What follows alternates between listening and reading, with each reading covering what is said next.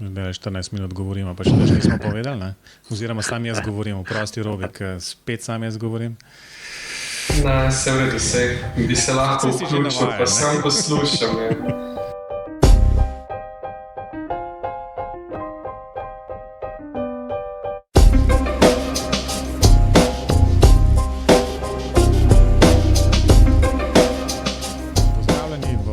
Podcasta BIM Pogovori, v kateri se z gosti sproščeno pogovarjamo o informacijskem modeliranju zgradb in informacijsko-komunikacijskih tehnologijah v gradbeništvu.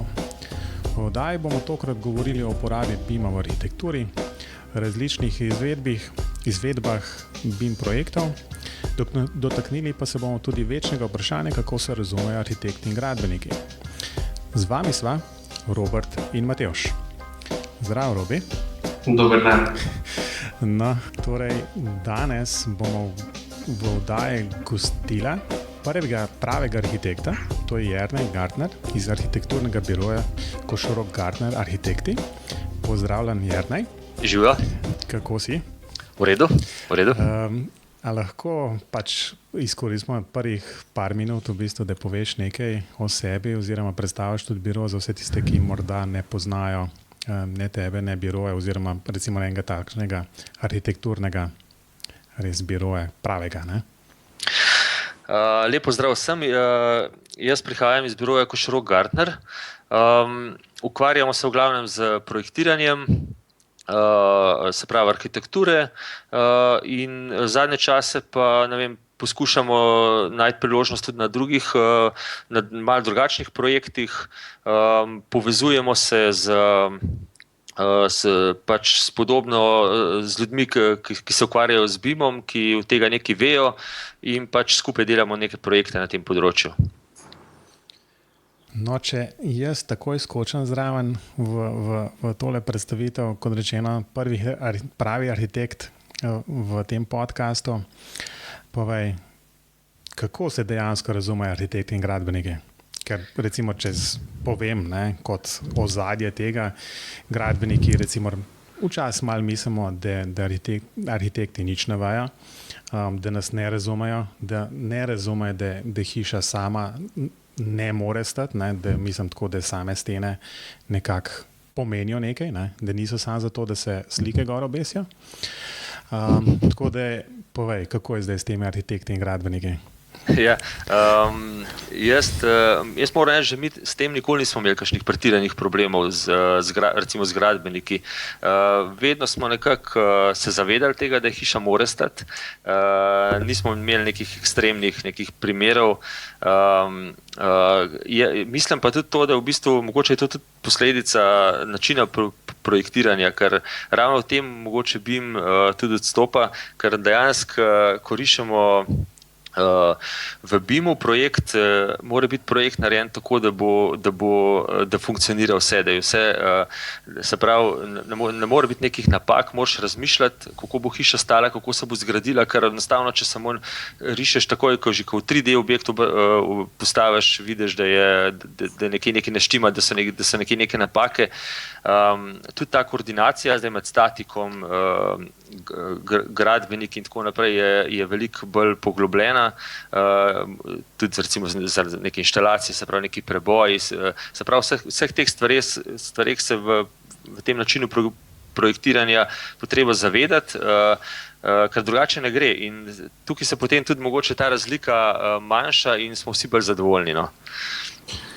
Se pravi, to iz tvoje razlage zdaj sklepam, da bo na koncu, ko so vprašanja, bo odgovor na tisto ključno vprašanje spet še o menu priti. Ampak glede na to, da gledamo na cel proces projektiranja v BIM-u, več kot očitno vi potem vključujete tudi vse strokovnjake drugih strok že od samega začetka, se motim? Mi smo v štartu, to je bilo 2009, ko smo začeli, ko smo ustanavljali biro in tudi se odločali za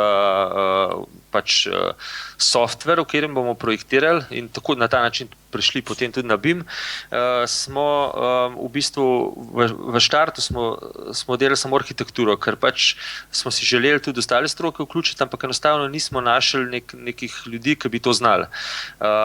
Potem, se pravi, prvi projekti, športna dvorana je bila kot prvi tak projekt večji, potem neki manjši projekti, ki so sledili, so bili narejeni še samo v arhitekturi.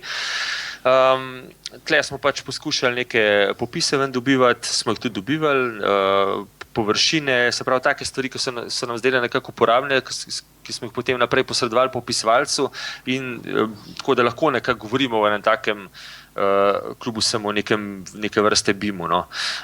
Ampak potem smo pa hmalo že našli strojnika, ki je potem recimo od 2011-2012 naprej za nas delal strojne inštalacije v Revitu in pa tudi statika. Statika imamo zdaj celo 2 poznamo, ki se s tem, ki na tak način projektirata, tako da pač smo od takrat naprej pa pač tudi to vključujemo. No, elektroinštalacij pa žal še nimamo, to pa še iščemo in še nismo našli. Nekaj se dogovarjamo, ampak zaenkrat je to. Recimo, da je Robi to si lepo napeljal, da je to BIM, da je kot proces in tako naprej, si ga že potegnil na svojo stran, to ti zameram. No, ampak resno, BIM, kot je jasno, da je nek proces, začnemo z arhitekturo, vsaj običajno. A mi lahko pač naredili se nekaj projektov, a morda obstaja kakšen, recimo, tak primeri dobre prakse, kako se tega lotiti, kje je ta interakcija potem med arhitekti in gradbeniki, statiki in potem pač projektanti strojnih inštalacij, morda tudi elektra enkrat v prihodnosti. A je kakšen, recimo, pravi način, kako se tega lotiti? Bolj kot v bistvu sam model, pač me zanima recimo ena taka projektno vodenje tega v bistvu. Zato, ker kot recimo govorimo študentom, je recimo ena takšna cilj, kamor recimo želimo prideti, je neko tako razprščena skupina ljudi, ki dela v neki virtualni organizaciji, jasno vsak na svojem koncu, vsak v svojem časovnem pasu, vsak v svojem programu in tako naprej. Ali te stvari delujejo na ta način, ali je mnogo bolje v bistvu, da so te ljudje, ki delajo na nekem projektu skupaj, sedijo skupaj, delajo, recimo ne v istih programih, jasno, ampak vsaj so v neki stalni komunikaciji. Jaz bi tako rekel, da zdaj odvisno za kakšen projekt gre, za neke večje projekte, kjer je veliko ljudi vključenih, je tudi verjetno težko pričakovati, da bojo to vsi v eni sobi sedeli in se med sabo pogovarjali. Jaz mislim, da je tudi ta način projektiranja v bistvu omogoča zelo dobro to komunikacijo nadaljavo. Že mi recimo pri nekih teh srednje velikih do manjših projektih že od samega štarta uporabljamo ta worksharing v Revitu. To je super zadeva, ker lahko pač verjetno ima tudi Archicad podobne funkcionalnosti in tudi drugi programi, ampak to v bistvu to je tista prva večja prednost, ko greš iz nekega AutoCAD-a, kjer v bistvu na istem modelu delamo ali delamo v domu, ali delamo v pisarni, ali dela strojnik v našem primeru iz Celja, statik iz spet svoje pisarne v Ljubljani, tako da pač in to nekako to funkcionira, to zelo dobro funkcionira in pač sigurno se dobimo tudi vsake toliko v živo predelamo stvari, ampak načeloma na tak način funkcioniramo. No? In se mi tudi zdi to, da je to neka prihodnost in v tujini se mi zdi, da na tak način delajo. Meni se je porodil, zdaj mi vmes eno drugo vprašanje, ker prej sploh nisem dojel. Ko si omenil, da ste nekaj časa iskali strojnika, da vam je pripravljal potem modele v Revitu. Zakaj točno pa zgor v Revitu? Ker v bistvu BIM oziroma cela Open BIM iniciativa gre dejansko v to smer, da orodje ne bi bilo pomembno. Zdaj, se pravi, ni nujno, da mi smo takrat iskali karkoli v bistvu. Če nimaš veliko izbire, ne moreš biti izbirčen, se mi zdi. Sigurno je pa optimalno, če je pač model v Revitu narejen, ker pač, ne vem, recimo konkretno mi postavimo neke umivalnike, pipe, ki si pač želimo, da so take, kakršne jih postavimo na tistem mestu, kamor jih postavimo, školjke, ne vem, tudi neka prezračevanja v spuščenju, neke izpuste lahko točno definiramo glede na postavitev nekih luči in tako naprej. In zdaj, če imamo mi, če strojnik dela te stvari v Revitu, ima recimo Lincoln model ali pa že prav v tem našem modelu noter vstavlja svoje elemente, potem in so ti elementi povezani med sabo. Se pravi, ne vem, on ima inštalacije na školjko vezane oziroma na neko prezračevanje in ko mi vidimo, da ne vem, pač neko prezračevanje striže z neko lučjo, lahko tudi sami to popravimo in se njemu tudi te stvari potem avtomatsko popravijo. To je neka prednost po moje tega načina dela, recimo ali pa ne vem, prnoter, ko pridemo, ne vem, že na notranjo opremo, premikamo neke umivalnike, neke pipe in tako naprej in to se avtomatsko popravi tudi njemu, se pravi, ni potrebe zdaj, da mi njemu sporočamo, mi smo ti za 2,13 cm premaknili pipo, da ti to popravi v svojem modelu. Zdaj, ali to prek IFC-ja ta funkcionalnost je, jaz mislim, po moje ne, no, ampak je pa tudi to sigurno, če pa ni možnosti, je pa sigurno tudi to dobra rešitev. Sigurno veliko boljš kot kar 2D risba. Tako da, mislim, jaz nimam problema s tem, tudi zdaj, ko pač iščemo projektanta za elektroinštalacije, v bistvu nismo zbirčni, če bo to IFC, bo IFC, ni problema. No, vse to je recimo bil moj naslednje vprašanje, ko si pač rekel o tem delu in delu nadaljavo in uporabi pač te funkcionalnosti Revita za deljenje tega modela. To na vsak način jaz verjamem, da v veliki meri poenostavi to sodelovanje nadaljavo.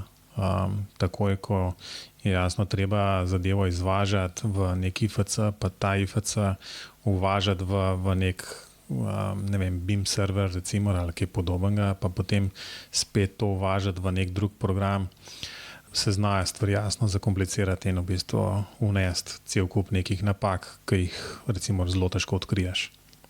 Tako je. Ja, zato tudi recimo tisto klasično vprašanje pri tistih zadnjih hitrih vprašanjih glede tega OpenBeama, a se splača to matrati, ampak recimo, da lahko že uganem, kaj boš rekel, ampak to pustimo za na konec. Jaz bi še tole malo skočil. Jaz se sicer strinjam s tem, kar je Jernej zdaj pojasnil. Vidim tudi ene prednosti, ampak imam pa tudi ene pomisleke, recimo predvsem zdaj, ko si omenil, da tudi vi lahko sami kakšne cevi predstavite in tako naprej, ampak na koncu se pa pod strojne inštalacije podpiše projektant, ne? In tukaj zdaj padamo takoj na področje odgovornosti. Zdaj, da malo pojasnimo zadnje, zdaj govorim pač pod vplivom enega predavanja, ki sem pred kratkim slišal v enem res ogromnem projektu, ne? In tam so uporabljali potem ne tak način projektiranja kot vi, ampak oni so zbirali ta referenčni model iz, ne vem, 1000 podizvajalcev. Ne? In jaz zelo dvomim, da bi kdorkoli izmed teh 1000 dovolil, da bi mu nekdo drug predstavil neke cevi, brez da bi on to vedel.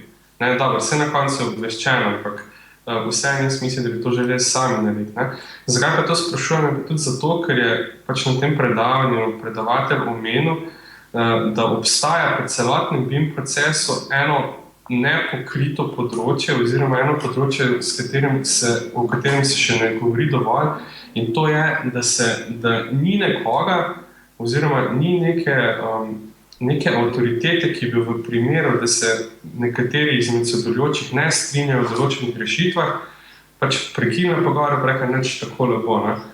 In zato sprašujem, ali bi bilo to možno tak način delati tudi v kakih večjih projektih, ali ne?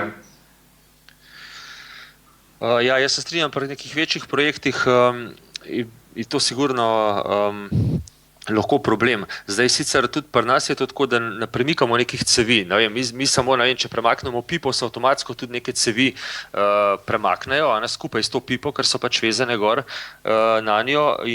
Ampak to delamo nekako v skladu s projektantom, ker tudi njemu je in mi gledamo celotno sliko, se pravi, če se bo tista cev premaknila za 2 cm, se nič ne spremeni, ne, v tem primeru.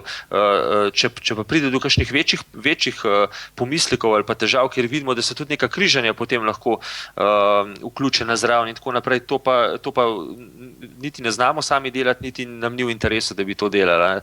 Zdaj pri nekih večjih projektih je pa sigurno mora biti nekdo, ki bdi nad tem in morajo biti neka pravila postavljena, kaj kdo sme, kaj kdo ne sme. To je pa normalno. Mislim, se mi zdi normalno. Ja. Če bi pri nekem, ne vem,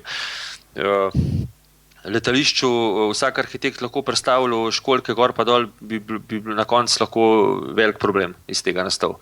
Pri teh manjših problemih, to, kar pa nas nekako večina projektov v tem našem prostoru, so pa v bistvu te stvari celo zaželene tudi strani strojnika, so v našem primeru je tako, ker enostavno njemu prehranimo tle veliko dela. Zdaj govorim tle o eni pipi, ampak če premikaš ti 10 elementov za minimalno, tako da sam veš, ker vidiš, da se v bistvu nobena stvar ne spremeni, samo podaljša se mogoče neka stvar, tudi njegovi popisi se potem spremenijo avtomatsko, ker ko on ta file spet odpre, ko začne delati, mu jav, da pač je prišlo do nekih sprememb in on to posodobi in pač dela na neki posodobljeni varianti, hkrati pa mi to tudi skomuniciramo med sabo, tako da pač drugače pa se strinjam s tem, kar ste rekel.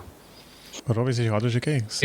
Hotel sem pač vprašati, ker je tudi samo omenil, da v bistvu pa takih projektih, ki se pojavljajo v Sloveniji, mislim, da se razumem, jaz se razumem, tudi razumem strojnike, da je njemu v bistvu všeč, da ni preveč koordinacije zaradi nekih malenkosti. Ampak vprašanje, ki se mi vmes porodilo, je pač to. V tujini se zelo dosti govori o enem poklicu, o enem profilu strokovnjaka, ki se reče BIM manager. In skozi med tem pogovorom zdaj razmišljam, a je potem en tak profil sploh potreben v Sloveniji, glede na to, da ste vi sposobni sami skomunicirati med sabo, ali pa celo dejansko delujete na isti datoteki? Zdaj, ta profil BIM manager je zelo širok pojem, tudi ni njega, se mi zdi še,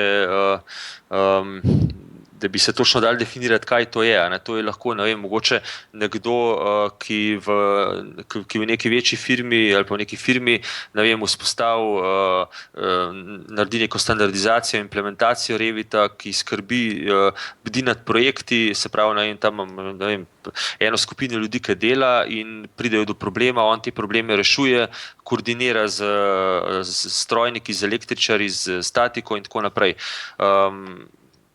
Jaz tudi tako gledam, da mogoče je tudi, mislim, se mi zdi, da je tudi to tudi samo to je lahko BIM manager. Zdaj pač, in to sigurno v Sloveniji je veliko takih firm, ki bodo potrebovali tak profil, če bodo želeli sploh priti na BIM projektiranje, ker to ni tako enostavno kot AutoCAD, to je daleč od tega.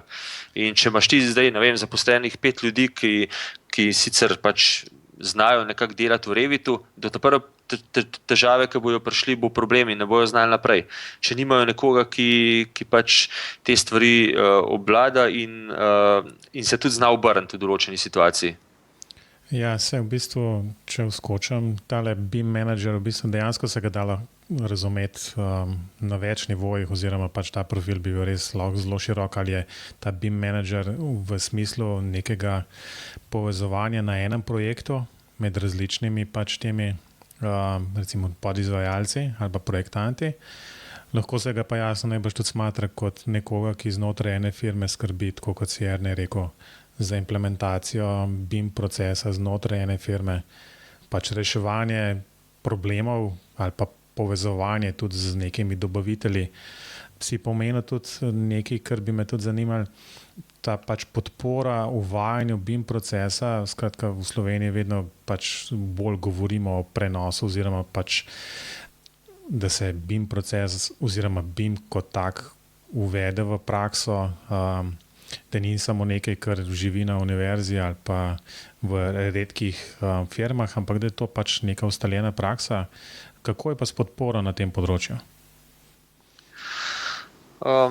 Jaz mislim, da pri nas je to še zelo kritično, kar se tega tiče, ker mogoče na fakultetah premalo to poudarjajo.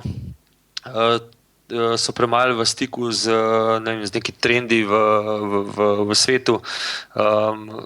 Pač takih ljudi imam občutek, da primanjkuje. No. Pač to je nek poseben profil, profil ljudi, ki pač ne samo, da se dobro nekako naučijo tega programa, pač softvera, ampak nekako morajo biti tudi nekako z neko željo, imeti nek entuziazem, da se te stvari tudi v prostem času gledajo, raziskujejo in tako naprej, da ostajajo v stiku s tem.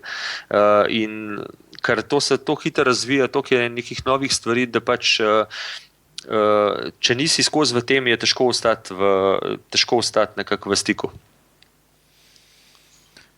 To je res, ne? Sploh glede na to, da imam letos spet izkušnje iz enega interdisciplinarnega predmeta, kjer so bili vključeni tudi arhitekti.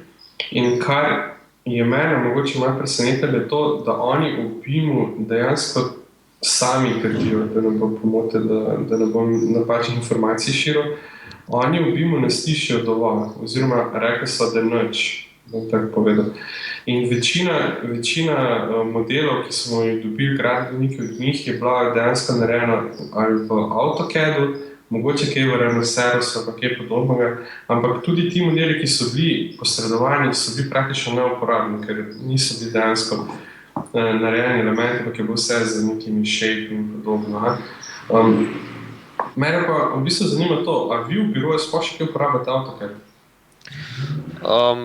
Mislim, kot pravim, odkar smo štartali, praktično ne. Mi ga uporabljamo, nič, no, v bistvu uporabljamo ga samo v primeru, ko dobimo od geodeta geodetski posnetek in zbrišemo mogoče tisto glavo in tako tisto okvir stran, da potem to vnesemo nek bolj čist oziroma manjši kot prilogo potem v Revit, recimo. To je vse, kar uporabljamo. Pa mogoče, ko eksportiramo v DVG kakšne risbe, pogledamo, če je vse v redu, ampak za mogoče kakšno tako pregledovanje, drugega pa ne. Za projektiranje pa nič. Se pravi, vi ste dejansko ta BIM vzeli resno in ste rekli, neč več AutoCAD-a in to je to. Ne, neč več AutoCAD-a. Mislim, pač je logično, nekako ni logično, da bi samo do PGD-ja naredili v Revitu, se mi zdi. Potem pa šli en korak nazaj, to bi bilo, ne vidim smisla v tem. Omenjaš v bistvu neke čudne kratice, ne? Razni PGD, PZI in podobne stvari. S tem povezano se v BIM-u pojavljajo tudi ene druge kratice, nekaj LOT, pa LOI, pa ne vem kaj še vse. Lahko te stvari malo pojasniš, v bistvu pa res je govoril, že omenil neke detajle kot umivalnike in pipe in tako naprej. Recimo, da se gradbeniku ali pa izpred 20 let, ne, zdi blazno čudno, da bi kaj tazga sploh bilo v enem PZI-ju.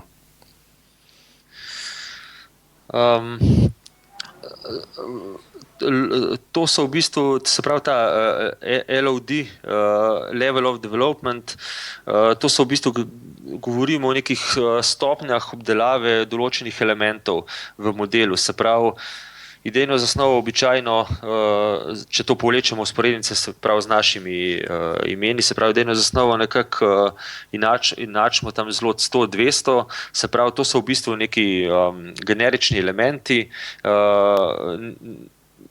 mize, stoli, take zadeve so v bistvu prezentirane kot neki, mogoče kot kubusi ali pa mogoče po nek poenostavljen model. Potem, ko gremo naprej, se pravi na gradbeno dovoljenje, projekt za gradbeno dovoljenje, tam mogoče, to še zmeraj nekako ostajamo tam pri LOD 200, potem pri PZI, kar se pa tiče projekta za izvedbo, te je pa zdaj vprašanje, recimo LOD 300, 400 in pa potem naprej do 500, se pravi, ko govorimo o projektu se pravi, ko je projekt že izveden, se pravi izvedenih del. In to v bistvu niso neki standardi, ampak so neka priporočila, kako naj bi se projektirali, se pravi, naj bi nekako investitor zahteval neko, se pravi, do kakšne stopnje naj bi bili podatki, naj bi bile informacije obdelane, zdaj oziroma in model, ker tle tudi ločimo, se pravi, med LOD pa LOI, se pravi Level of Information in pa Level of Development. Se pravi, mi imamo lahko nek model, ki je zelo dobro zmodeliran, zelo natančno zmodeliran, pa nima nobenih informacij pametnih, ne vsebuje. Se pravi, tak model mogoče za nekega upravljalca objekta nič ne pomeni, ker v bistvu ta grafični vidik je nekako pomemben v teh fazah projektiranja, potem med izvedbo že manj in potem, ko pridemo na neko upravljanje, v bistvu potem upravljalcu samo še po uporabni podatki nekaj povejo. Se pravi, to je ta level information se načeloma nekako veča s tem, ko projekt nekako izdelujemo. In se pravi, to je zelo tako prepleten med sabo, ni nujno povezan, kar široka tema, no. Vsekakor, ampak glede na to, da se ta level of information veča potem pač z enim življenjskim ciklom stavbe, modela in tako naprej, a imate v biroju že kakšne izkušnje z uporabo BIM modela potem naprej v upravljanju stavb, vzdrževanju? Tak projekt zdaj delamo, se pravi, to je nek medicinski center, bomo v bistvu pripeljali eno stopnjo naprej, se pravi, da bo tudi nekako lahko investitor ta model uporabljal za upravljanje z objektom. Testirali bomo par variantov na tem delu, ampak ja, to je prvi projekt, ki ga bomo v bistvu probali tako narediti, da bo cel življenjski cikel nekako vključeval, se pravi, od idejne zasnove PZI-ja, potem se pravi, projekte izvedenih del in pa tudi nadgrajujemo trenutno z informacijami za upravljanje. In kdo bo ta upravljalski del potem prevzel? Boste vi še potem vedno vključeni zraven ali boste pač predali model naprej in ga bojo sami upravljali? V tem primeru se dogovarjamo, da bi bili mi vključeni še naprej, ampak bolj iz tega razloga, ker nas zanima, kako bo to dejansko funkcioniralo in da dobimo neke povratne informacije, sploh kaj, ali smo v redu naredili, ali se da karkoli izboljšati. Drugače pa bo pa investitor imel na razpolago nek uporabniku, bom rekel, prijazen vmesnik, nekoga se bo tudi izučil, da bo s tem znal upravljati, se pravi, načeloma bojo oni to brez nas delali, ampak bomo pa mi skrbeli recimo za neke pač posodabljanje modela, ker pač nek Revit za nekega takega uporabnika ni opcija, recimo, da bi jo. In tako da pač tle bomo sledili v vsakem primeru, v bistvu bolj zato, ker to nas zanima, no. Tako. Se že mogoče ve, kjer program se bo uporabljal za ta upravljalski del? Pogovarjamo se z dvema podjetjama, ena je Ecodomus, ena je pa UBIM. In trenutno se bolj nagibamo k UBIM, smo pa v nekih zaključnih fazah dogovarjanja. No, tako da. Lepo, v bistvu na vse izredega, ker to BIM nekako tiskar je vedno obljubljal, v bistvu, da pač je ta model uporaben še po končani izvedbi samega objekta in da pač vemo, da tistih 80-70% dejansko stroškov nastane v času uporabe objekta, je zelo zanimivo, kako bi potem ta model lahko uporabljali za upravljanje samo in za v bistvu bodoče prenove in v bistvu energetske neke vidike, avtomatizacijo in tako naprej. Ne? Ja, no, tudi ta del bomo poskušamo tle vključiti zraven, se pravi ta BAS, Building Automation System, tudi glede tega se dogovarjamo, to se lepo dopolnjuje tudi s temi, se pravi, vmesniki, v tem primeru govorimo ta UBIM oziroma Ecodomus, in bomo vključili tudi to avtomatizacijo zraven. Se pravi, tukaj gre bolj tudi nekako za en tak testen primer pri nas, ker pač tega pri nas še ni, saj jaz ne poznam, da bi kaj takega bilo že izvedenega. Je pa škoda, no, ker tako, kot ste rekla, 80% stroškov pride v tem delu upravljanja, se pravi 80% tega življenjskega cikla in je škoda, da se BIM model po tem, ko je predan se pravi lastniku zapakira in se ne odpre več. Če lahko sam še prej Robi ti pustim do besede, eno vprašanje, ki v bistvu me vedno zanima in pač študente tudi vedno nekako sprašujem. Recimo življenjska doba enega tazga objekta je recimo 50-100 let. Ne projektiramo za manj časa, ne razmišljamo o tem, da bomo čez 20 let to stavbo podarili in naredili novo. Tako. Kaj misliš o v bistvu dolgotrajnem hranjenju tega modela? Se pravi, to je 50 let. A bo takrat Revit to sploh obstajalo? A imate plan, kako boste se tega lotili? To najbrž že sama poznata, to je pač večno vprašanje, že pri AutoCAD-u so se najbrž to sprašvali in je obstal. Jaz mislim, da to ne bi smel biti tak problem. No. V končni fazi IFC ne bi to nekako obljubljal, neko to možnost in tudi te večji, ne vem, zdaj mogoče tle ta tudi zbira, ne vem, recimo nek Autodesk bo še nekaj časa najbrž na tržišču in oni bojo verjetno poskrbeli za to, ve pa to pravzaprav nihče in to je neko tako vprašanje, ki je mogoče problem, ampak do zdaj se to še ni izkazalo, nekako to gre. Je pa to, ne vem, če ima na to kdo odgovor trenutno. Jaz mislim, da ta IFC še najbolj neka taka varianta, ki nekako kaže na neko pravo smer razvoja. Sej mislim, da je Matevž prav z IFC-em v mislih vprašal. Ne, jaz sem vprašal zaradi tega, ker v bistvu jaz se razumem ta argument oziroma pač najbrž bom jaz tudi rekel, Autodesk pa ne vem, Nemeček in te stvari bodo obstajale še čez 50 let, ali pa bo poskrbljeno za prehod na nekaj tretjega. Tako je. To, kar mene dejansko zanima, mislim, to, kar se jaz tudi ukvarjam, recimo s tem, kar sproduciram in s temi podcasti, v bistvu kar veliko enega materijala. Pa dobro, v bistvu ta recimo nek BIM model bo imel na koncu, ne vem, 1 giga, recimo, da bomo lažje govorili. Kako to hraniti? To ne moreš kar zapeč na CD ali pa na DVD ali pa v bistvu, ne vem, nekam dati pa reči pozabiti, zaradi tega, ker recimo to vprašanje, če se bo ta model uporabljal tako pogosto, da si vmes te fizični hrambi ne bi kaj zgodil. To mene tudi nekako malo daje.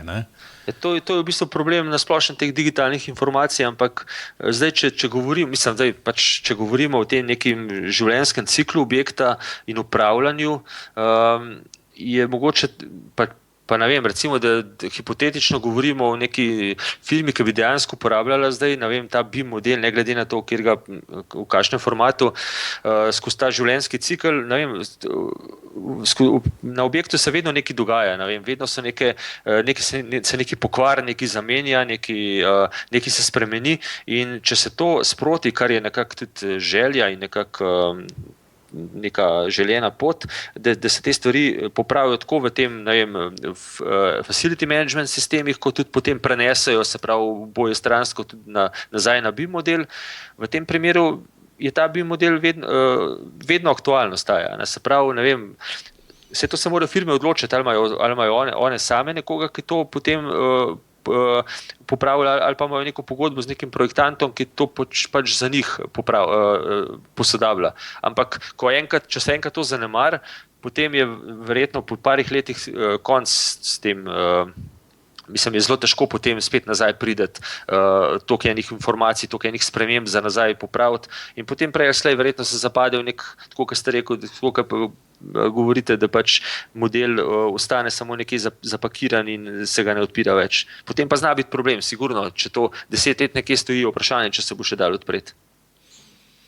No, ampak recimo tako trenutno stvari poteka, ko daš dejansko PGD, to je na papirju, pa recimo, če ravno bo kakšna požara ali pa poplave, je papir dokaj trajen, ampak iz tega vidika so vsi digitalni formati ranljivi, tako da se strinjam. Ja. Zdaj te oblačne storitve, recimo, da jim zaupamo, da znajo delati z našimi podatki, pa so mogoče formati malo bolj trajni. Kar je tu morda problem je, da trenutno načrt postaviš na polico in ti razen prostora, koliko prostora za vzame drugih stroškov ni, ampak hranjenje podatkov bo pa dejansko postala komercialna storitev in to je dejansko en nov strošek tudi za investitorje. Ne? Ja, sigurno. No, to hočem reči, da se zelo veliko pogovarja o tem, kako bi pač se neki BIM pa digitalno oddajali in gor in dol. Ne?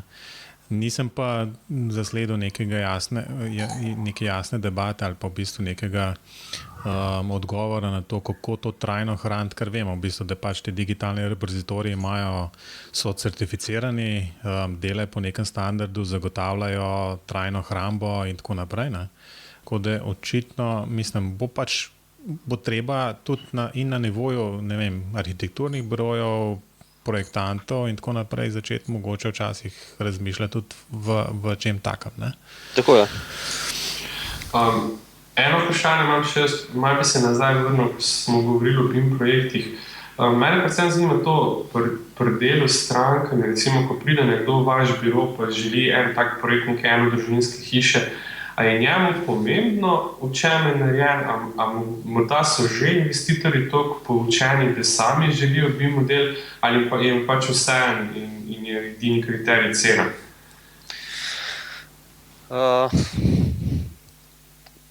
Tako bi rekel, recimo, da se jih polovica to zaveda in jim je to v bistvu všeč, ko jim to predstavimo, na kakšen način bomo delali projekt.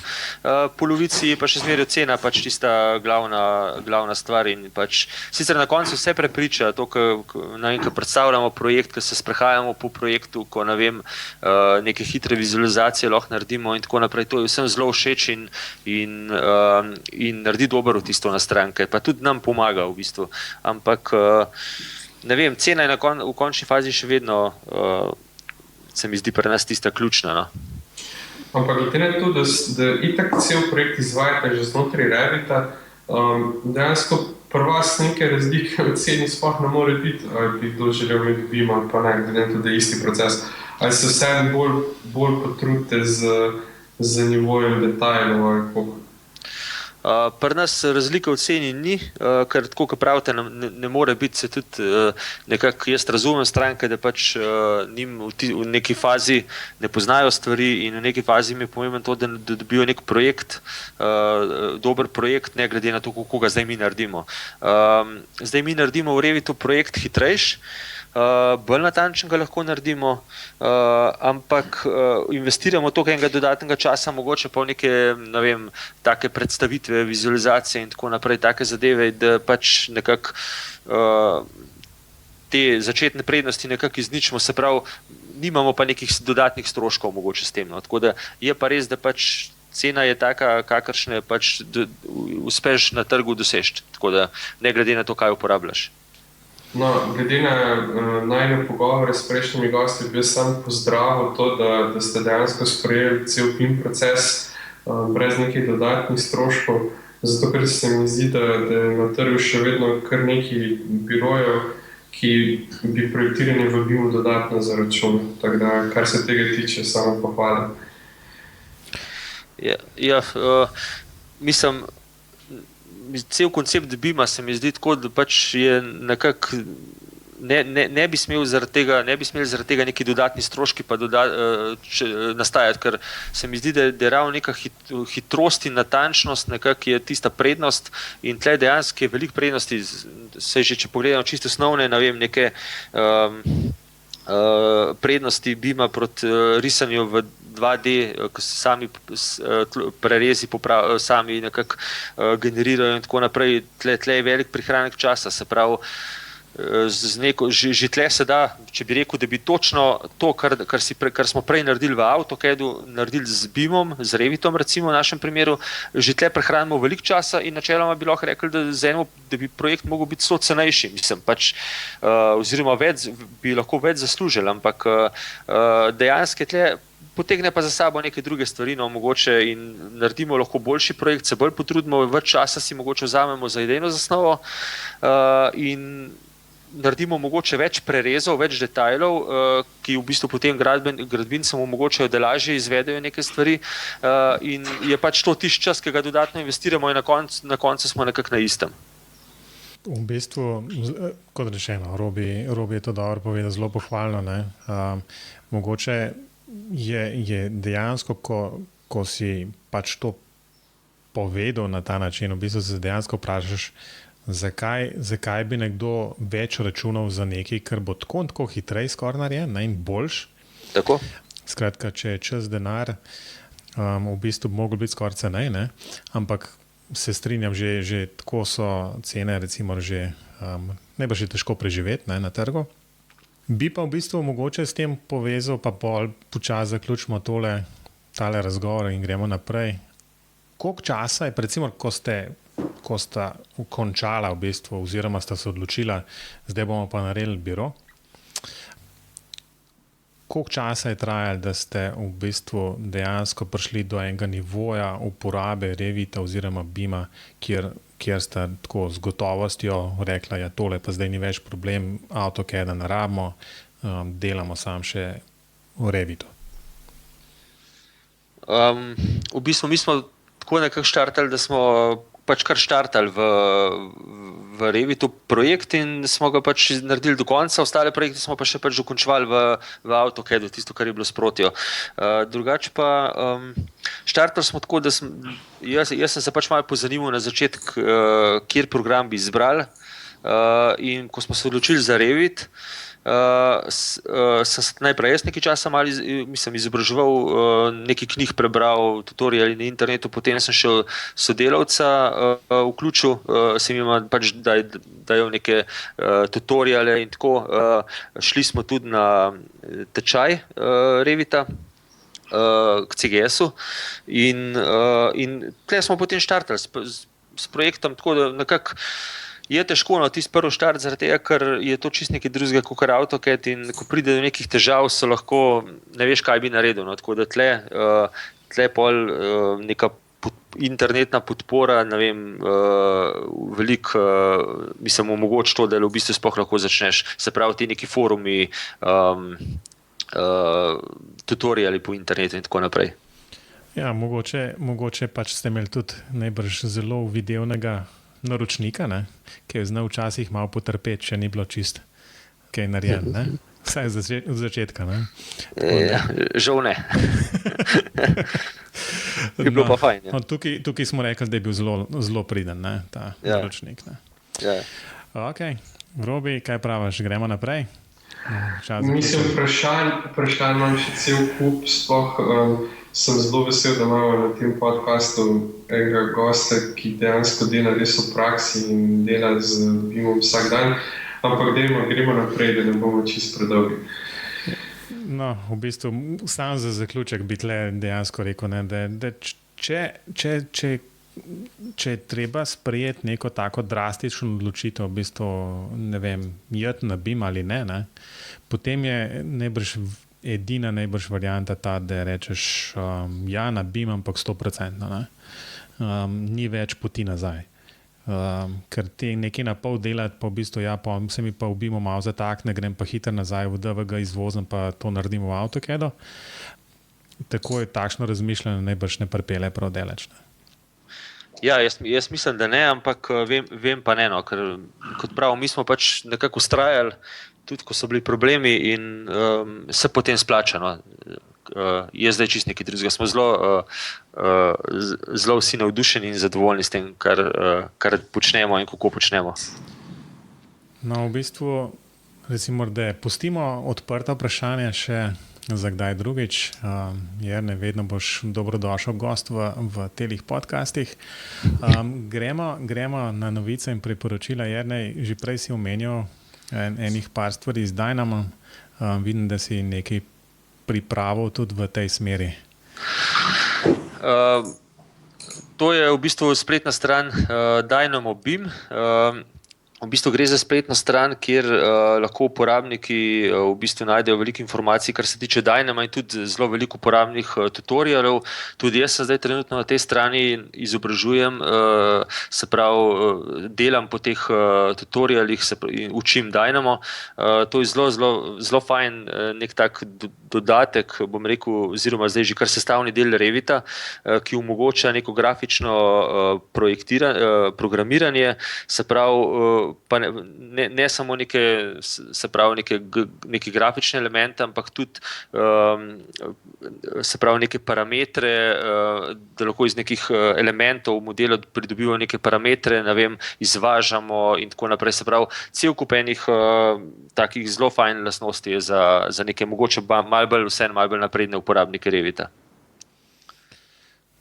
Kaj imaš pa še naslednji? Še nekaj si pripravil? Ja, druga povezava je pa na naš blog, se pravi, mi smo se tudi zdaj v teh 7-8 letih, ko se ukvarjamo z Revitom, povezali s kar nekaj drugimi uporabniki Beama, oziroma konkretno pač Revita, ki smo ravno na tem področju in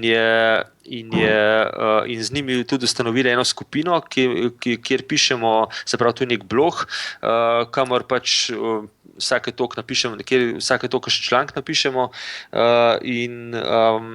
in pač vabimo vse zainteresirane, da si to ogledajo, lahko tudi sodelujejo, to ne bi bilo nek tako odprtega tipa, se pravi, lahko bi kdorkoli napisal karkoli na to temo, tako da tudi ni nujno, da Revit, vabljeni so vsi, ki se ukvarjajo z Beamom, tako da pač tle vabimo vse zainteresirane, da se pridružijo oziroma pogledajo.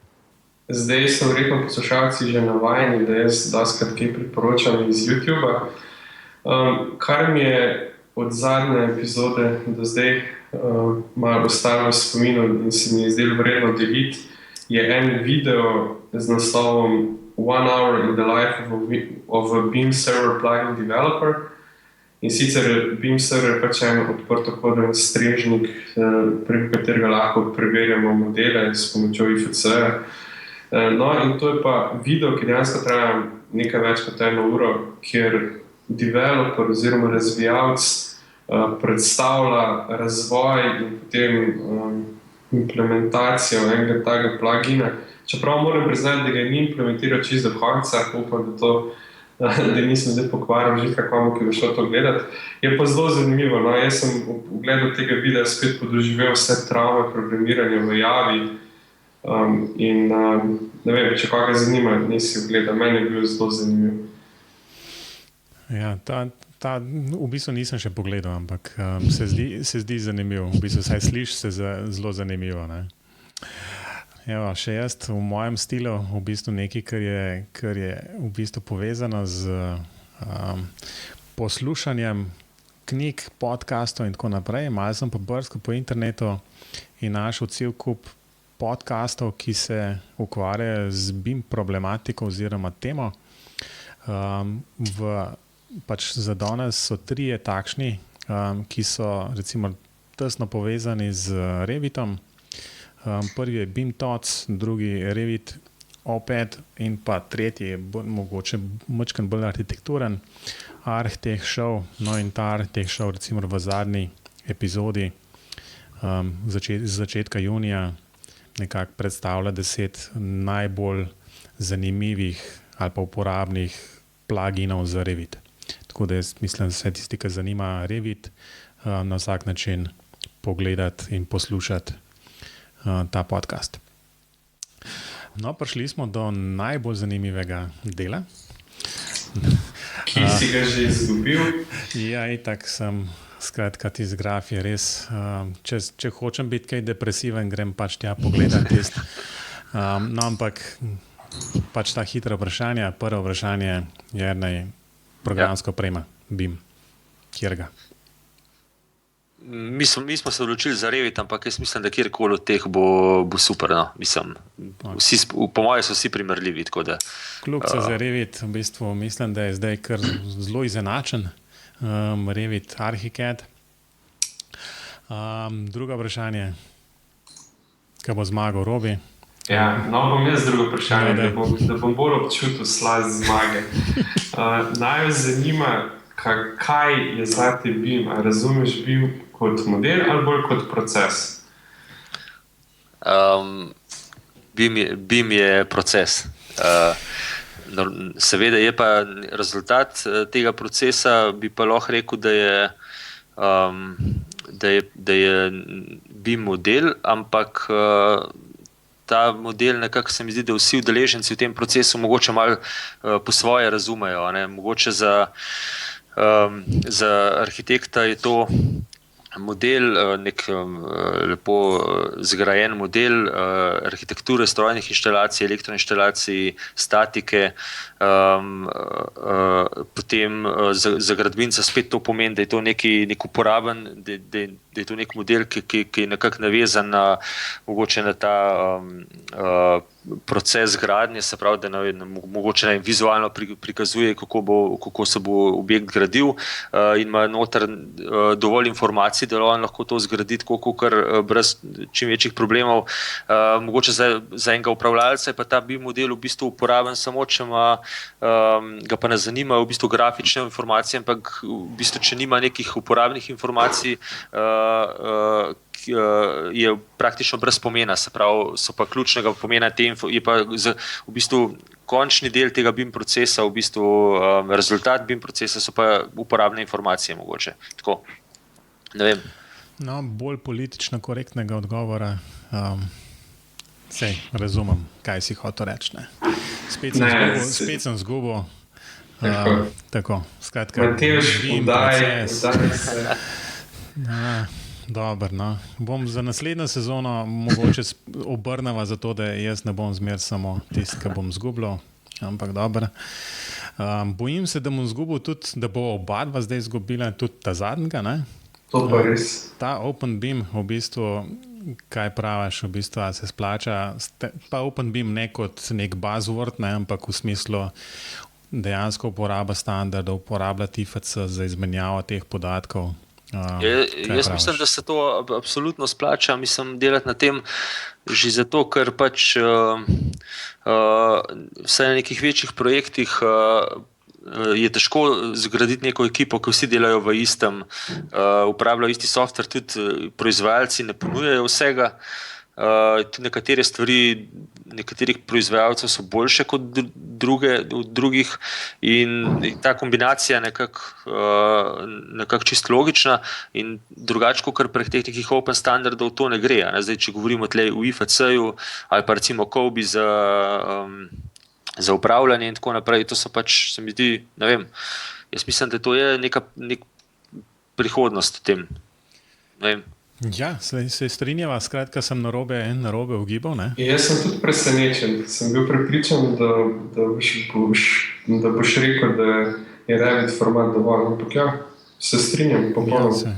Ja, sej je, v bistvu je pa popolnoma razumem Jerneja, ne, v bistvu v tem smislu, da dokler na vsak način, dokler stvar deluje v Revitu, najbrž se v vsakem primeru zadržati za enega programa, ker to dejansko garantira pač res kompatibilnost na ta pravem nivoju. Ne?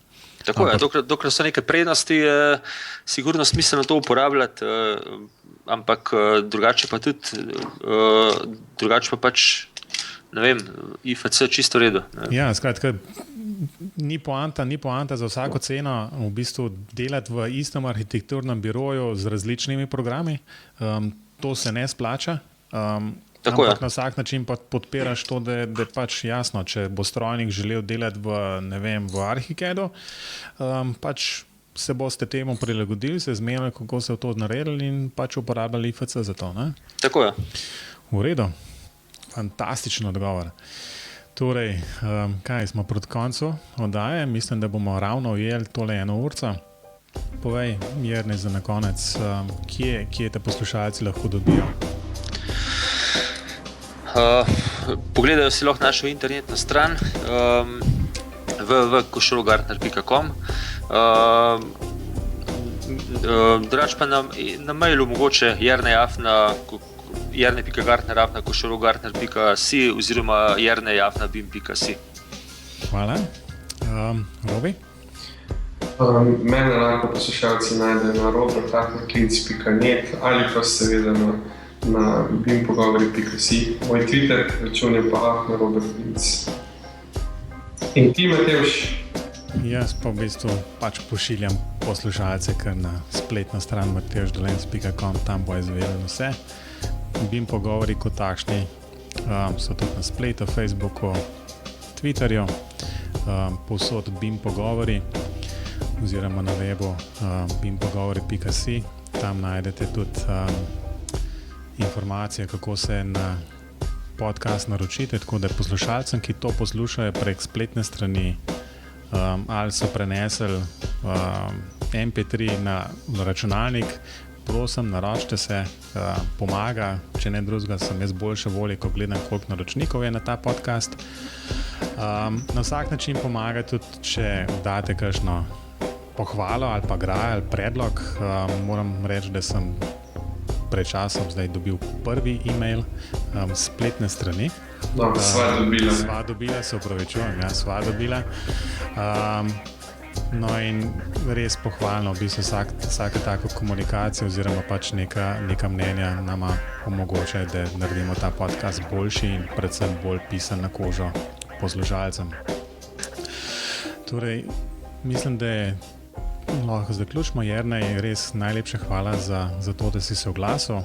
Hvala vama za povabilo. Upam, da bomo kaj takega lahko še enkrat ponovili ali pa večkrat, ko bo prilika za to.